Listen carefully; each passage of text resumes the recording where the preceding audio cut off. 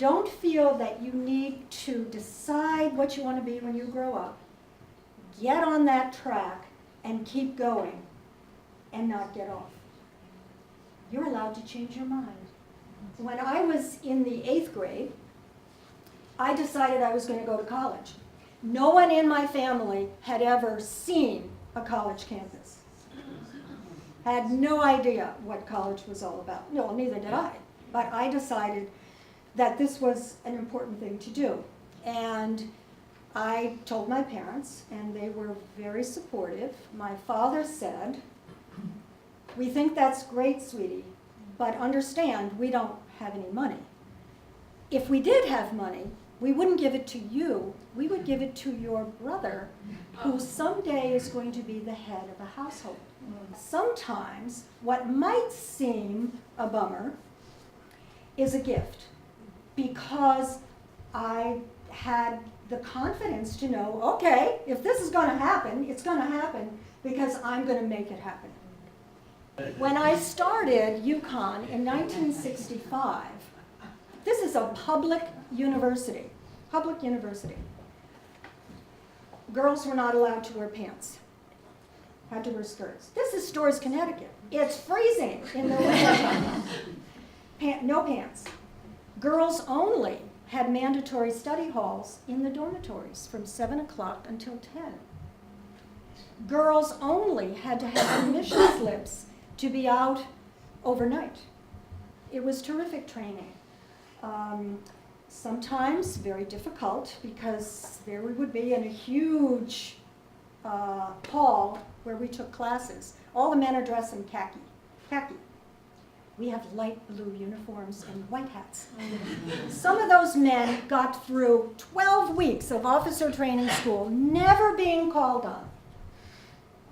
I knew I would be called on every day in every class, as well as my fellow female students. 3 years are over, studying for the bar, got those letters out on my Selectric typewriter with my resume that you had to have done at a local publisher. No copy machines, no computers. Sent them out, no answer, nothing. It's a new law school, nobody wanted to take a chance on us.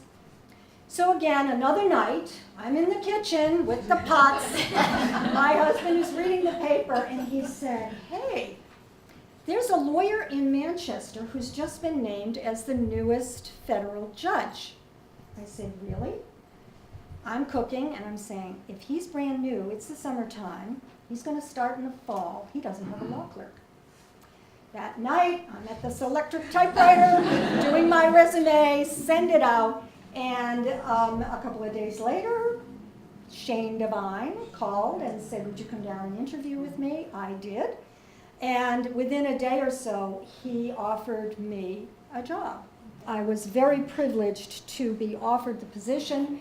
The governor said, the only person I want to talk to, this was Judd Gregg, the only person I want to talk to is Jack Middleton, so you better go talk to him, because I'm going to call him. And I went down to Jack, and Jack was so gracious. He was surprised, and I said, "Please know, I love McLean. I'm not pursuing this because I'm unhappy here.